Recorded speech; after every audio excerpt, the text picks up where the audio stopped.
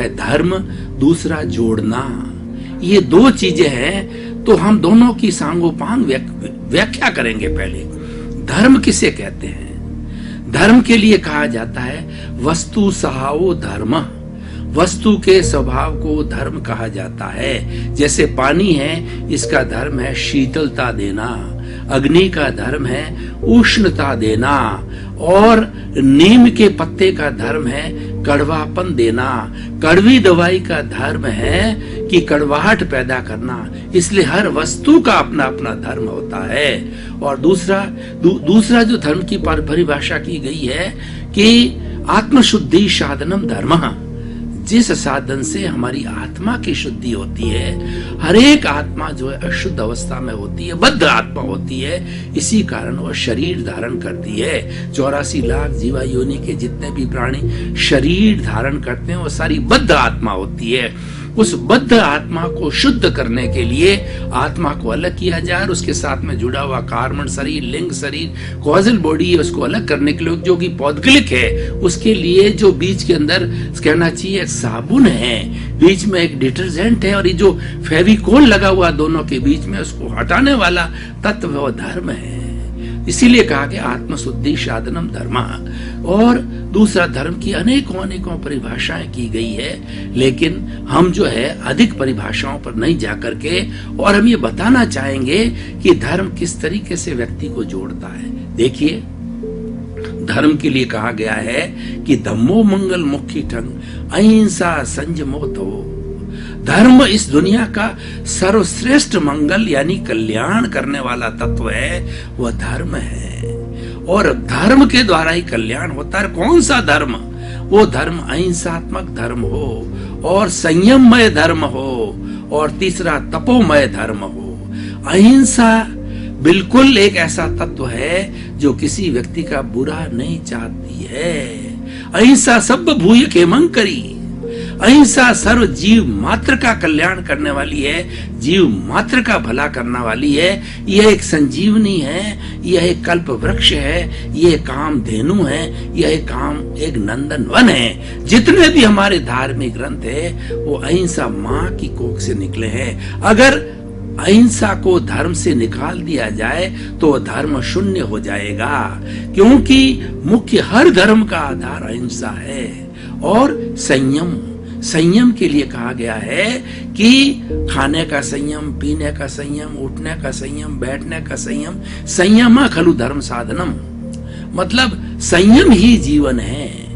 संयम जो है वो होता है कि हम प्राणियों के प्रति कितना अच्छा दृष्टिकोण रखते हैं और अपने आप को कितना संकुचित करते हैं। हमको जितनी आवश्यकता हो उतनी चीज का उपयोग करते हैं। शेष चीज जो है हमारी चराचर जगत के लिए, समस्त प्राणियों के लिए हम स्पेयर करते हैं, ताकि कि हर प्राणी को जो है वो उसकी बेसिक नीड्स है वो पूर्ति हो सके। उसको संयम कहा जाता है। और तप है ये शोधन की प्रक्रिया है।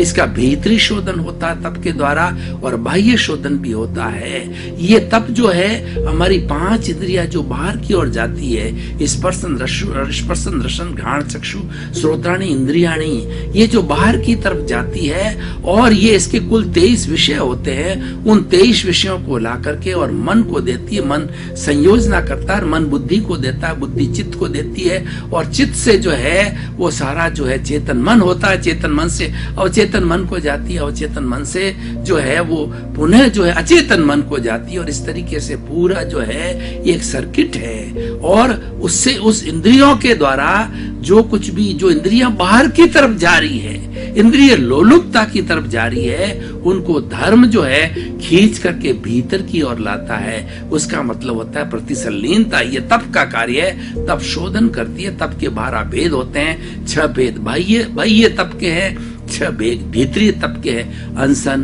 उनोद्री, भिक्षाचरी, रस परित्याग, काय कलेश और प्रतिसल्लीनता। ये जो है तप के 6 भेद बाह्य भेद है। इन बाह्य भेदों से हमारे जो चेतन मन है उस पे नियंत्रण होता है, बुद्धि पे नियंत्रण होता है। और भीतर के जो तप है, प्रायश्चित, विनय, वैयाव्रत, स्वाध्याय, ध्यान और व्युत्सर्ग, ये भीतर के 6 तत्व है। इनके द्वारा जो है हमारी चेतना की उन्नति होती है, चेतना की उज्जवलता आती है। तो इस तरीके से ये सारा धर्म के द्वारा होता है।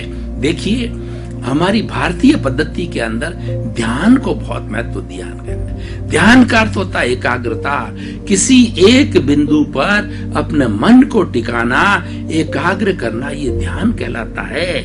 और हमारी भारतीय संस्कृति में ध्यान को 4 भागों में बांटा गया है: आर्त ध्यान, रौद्र ध्यान, धर्म ध्यान और शुक्ल ध्यान। जो संसार में भटकाने वाले ध्यान है वो आर्त ध्यान और रौद्र ध्यान है। आर्त ध्यान का अर्थ होता है कि व्यक्ति एक ही चीज के पीछे 24 घंटा बावड़ा हो जाता है। जैसे कि मान लीजिए उसका कोई प्रिय व्यक्ति चला गया, उसके लिए रोता रहता है दिन और रात, और उसका जो है ध्यान करता है। हालांकि वो वापस आने वाला नहीं है, वो अपने कर्मों के अधीन, आयुष्य कर्म के अधीन इस संसार को छोड़ गया है, लेकिन उसकी प्रियता के कारण, उसके राग के कारण जो है वो हमेशा आर्त ध्यान करता रहता है।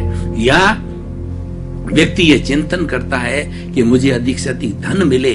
धन मिलता है भाग्य से, धन मिलता है पुरुषार्थ से, धन मिलता है पुण्य से, लेकिन फिर भी वो आकांक्षा रखता है कि मुझे ज्यादा से ज्यादा धन मिलता रहे, और उसके चिंतन में 24 घंटे डूबा रहता है कि मेरे सुख सुविधा हो, बंगले हो, कार्य हो, और जो हमारे पास धन की प्रचुर मात्रा में हो, सुख सुविधाओं के लिए जो है बार बार चिंतन करता रहता है। ये आर्त ध्यान है।